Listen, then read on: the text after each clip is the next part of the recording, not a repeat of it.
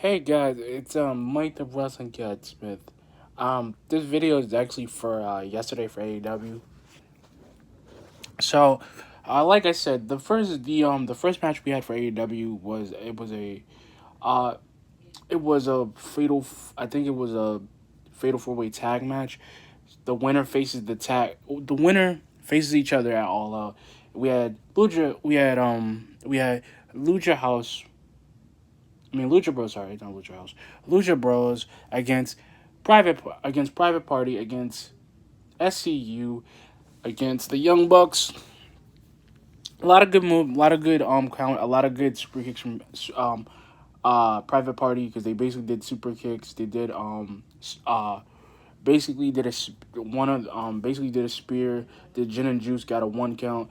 Lucha Bros did the frog. I think it's a frog splash double knee combination. I forgot what it's really called. But they did that to the Young Bucks, got a 1 count. The Young Bucks did bang for your buck into the 450 splash combination. So they won. So they're probably so my guess would be they're probably gonna end up facing Kenny and Hangman. So that was a good match. Then we actually had a debut of a new AEW Women's Superstar. I forgot her name against Thunder Rosa. I think her name is Cecily. I forgot her last name. I think it's Cecily Rose. So, like I said, Thunder Rosa. Like I said, I'm excited because, like I said, I'm excited for AEW All Out because this was a really good tune up for her because I really think it's going to be a fantastic match. Like I said, Thunder Rosa might have to dig in. She's got a good playbook, but I think she might have to come up with something extra in her arsenal because she's not going to go down without a fight. She's not.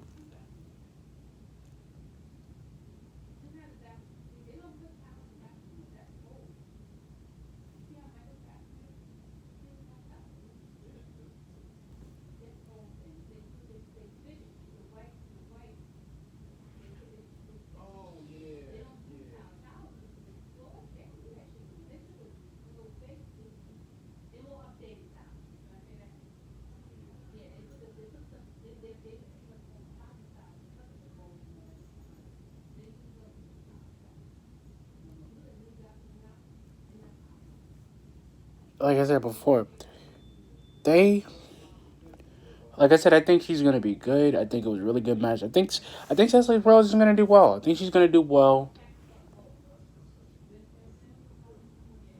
I think she's gonna do well for the brand. I think Thunder Rosa should be on AEW because she's great.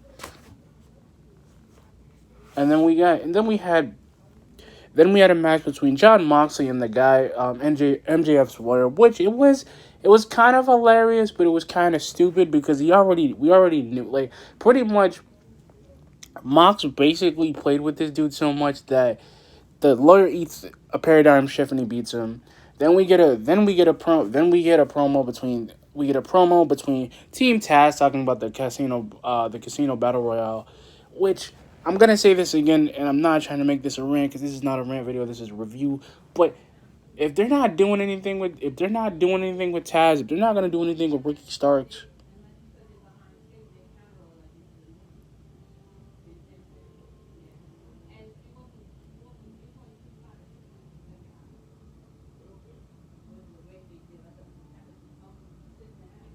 because like I said, I don't hate Brian Cage or Ricky Starks, but if they're not doing, if we're gonna end up seeing a match between Brian Cage and Lance Archer in the casino battle, even though the promo world was great, and it was a lot of different things. Like I said, I love the fact that we actually had a massive brawl. We had a massive brawl, and it was great. Everybody was beating up on each other. The refs were trying to separate everybody, and it was great. It was great. Chairs were getting thrown in, but I did love the fact that MJF did stood tall because I'm kind of glad that he's actually angry enough. I like the fact that Orange Cassidy showed up between Jericho's match with Joey Janela, and I like that they fought and they were fighting and Jake Hager got involved and Sonny Kiss got involved, which was great. Because, like I said, all this actually works, and I'm glad that the Dark Order is actually being used for something. So, because the Dark Order are gonna, the natural nightmares are gonna get involved. Scorpio Sky is getting involved, which is great, which is really fantastic. I can't wait to see Cody at all out. I really hope he's healed enough to go. I can't wait to see him. I really hope he gets that. I hope there's going to be a rematch for that title, and I hope there's going to be a title match there. And like I said, I like it. I like it all out. Like I said, I like that AEW was actually giving us a story. Because like I said before, the ultimate thing with MJF that people don't understand, if MJF ends up winning, because I'm pretty sure he's not, because the thing about MJF is that, like, I love Mox's promo because he was saying that it is trial by fire for MJF. It is. I like that they were building that up. I like that they were trying to give it sort of an elevation, because like I said, you don't see a lot of things. You don't see a lot of things. I'm really liking Thunder Rosa because Thunder Rosa is pretty cool. I do. I'm liking that we're getting a lot of stuff between Britt Baker and Big Swole. I didn't like the fact that Britt Baker actually came up with her crutch. I thought it was a metal bat at first. Her crutch, and she gets pizza and she smashes in her face and does the mandible, literally the mandible claw. Cause if they're doing a tooth and nail match, it's gonna be hilarious. It's gonna be funny. It's gonna be really good. We're showing up at her job, and I like Big Swole. She's pretty fun. She's very, very fun. And she's fresh. That's the thing. She kind of reminds me of Jazz and Jacqueline, but she's in a whole different ball game. That it's not even debatable. Like, she's young. She's got stuff. She can do it. She's got stuff going on.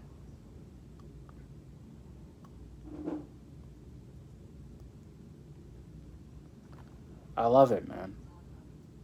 I love Big Swole. I love the fact that she's doing, and I'm glad that Britt Baker's actually getting involved. And Big Swole actually knew it. That's the thing with that pizza lady gimmick. She knew it.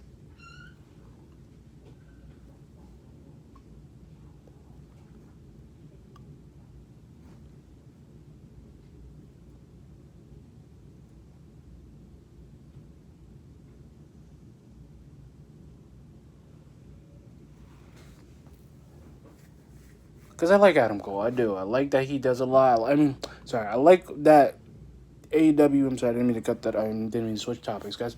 Because, like I said, MJF beat the crap. And I'm also going to talk about the MJF beating the crap out of Mox thing, because Wardlow was basically doing the F10, which I think is the dumbest move ever. I really do. I like that he's like the bodyguard, and I'm liking it because it really kind of reminds me of like Rhino with the triple threat in the ECW days. But the thing with MJF, like, he was beating the crap out of Mox until he bled. And when you got a guy who's bleeding, like that, and it was like I said, AEW was great, guys. I think they were doing. I think whatever they're trying to build with Hangman, whatever they're trying to build with the Elite, and I feel like there's something there to build on, because I like SCU, and I like that Scorpio Sky is actually getting involved in a new storyline, and I'm liking the fact that we're getting a lot of stuff happening. I mean, I did like Eddie Kingston getting involved because his promo was great, but I hate that we're dealing with Taz, because Taz is like the opposite of Paul Heyman, but they do want him to win so bad. And I like that Darby Allin is getting in fights with Ricky Starks. I just wish that Ricky Starks wasn't trying to be a heel, because he works so much better if he wasn't with Brian Cage and Taz. Because Ricky Starks could actually get more fame. He could actually get in the title picture, and I'm mad that he's not in it.